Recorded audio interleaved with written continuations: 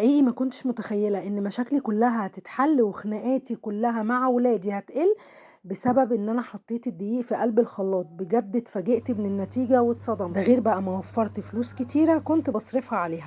يلا بينا ندخل نشوف مقاديرنا ايه وطريقة تحضيرنا. يلا بينا. اول حاجة معانا وصفتنا سهلة جدا وبسيطة، هنحتاج 3 كوبايات من الدقيق هننزل بيهم في الشفشق بتاع الخلاط. هنبتدي بعد كده نحط عليهم 3 كوبايات من المية. هنا حطيت اول كوباية وتاني كوباية وهحط تالت كوباية، وهسيب نص كوباية احطها على جنب عشان لو لقيت الخليط بتاعنا تقيل وانا طبعا بضربها هبتدي ان انا احط نص الكوباية. هنا بقى هنزل بنص معلقة صغيرة من الملح وكمان معلقة صغيرة من السكر وذرة كده خفيفة كده شوية من الفلفل الاسود، حوالي كده ربع المعلقة الصغيرة بالشكل ده. وهبتدي ان انا اقفل الشفشق وابتدي اديله بقى الضربة. وهنا وانا بديله الضربة رحت حاطه نص كوبايه الميه اللي انا قلت لكم عليها، يبقى كده 3 كوبايات من الدقيق و3 كوبايات ونص من الميه. بعد بقى ما ضربناه كويس في الخلاط هبتدي اجيب مصفى وبوله وابتدي ان انا اصفيه بالشكل اللي حضراتكم شايفينه كده.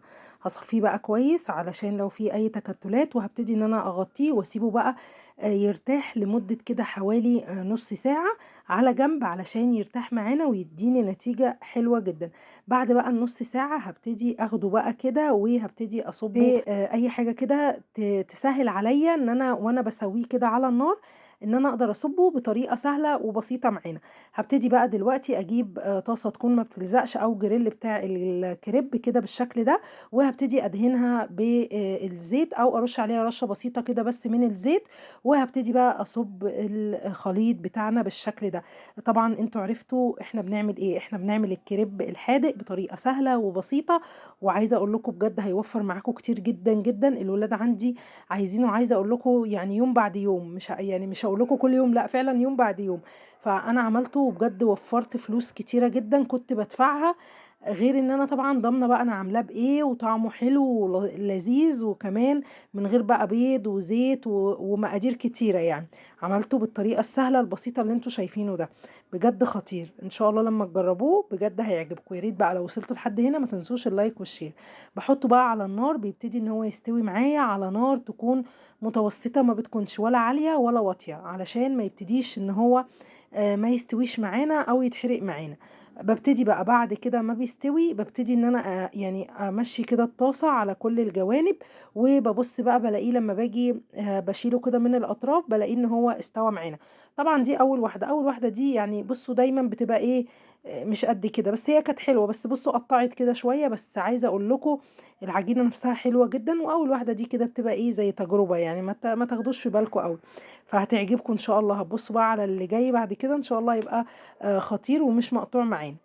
ابتديت بقى اقلبها على الجنب التاني برضو عشان تاخد لون معانا. وادي بقى هي نيجي نعمل تاني واحدة برضو، هدي هي نفس رشة الزيت او دهنة، وانزل بقى بالخليط بتاعنا وابتدي ان انا افرده على الطاسة. بيتفرد معايا بكل سهولة، بحرك كده الطاسة يمين وشمال وبيتفرد معانا بكل سهولة. بحطه بقى على النار وبفضل اقلب فيه على الجوانب بالطاسة كده بقى، يعني بحرك الطاسة كده زي ما حضراتكم كده شايفين بالشكل ده. بصوا بقى التانية خطيرة بقى، بصوا اهو. بصوا مالكوش دعوه بالاولانيه يعني، بس هي عملتها برضو والله هوريها لكم وانا بعملها برضو عملتها وطلعت خطيره جدا. بصوا حاجه كده عظيمه وتوفير، وبصوا مقادير مش كتير، هو دقيق ولبن والملح والسكر والفلفل الاسود بس. تعالوا هنا بقى نسمي الله ونقلبه مع بعض وهوبا، شفتوا الجمال؟ سهل جدا وبسيط وحلو قوي قوي قوي. بصوا على نار متوسطه هتبداوا ان انتوا بصوا تحطوه كده وبس تحركوا الجريل بتاعتكم او الطاسه بطريقة سهلة وبسيطة، وبجد بيطلع خطير وحكاية.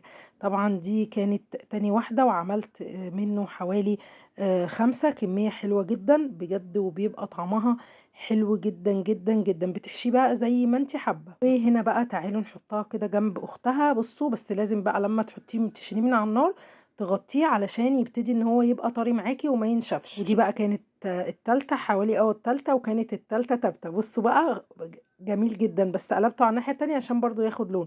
وهنا بقى بعد ما خلصت الكمية كلها بصوا تبارك الله خطير وحلو وريحته وطعمه بجد حلو جدًا. لازم بقى أغطّيه على بال ما آجي إن أنا أحشيه، أجيب بقى الواحدة وأطبّقها كده وبابتدي إن أنا باحشيه زي ما أنا حابة.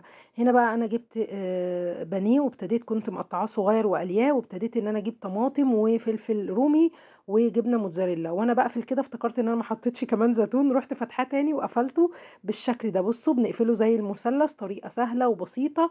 بُصّوا ما بياخدش وقت خالص، سهل جدًا وبسيط. ممكن بقى تحشيه أي حشوة أنتِ حاباها، ستريبس، شاورما، تعملي سجق وبتبتدي تحطيه أو تحشي فيه، بيبقى حلو جدًا.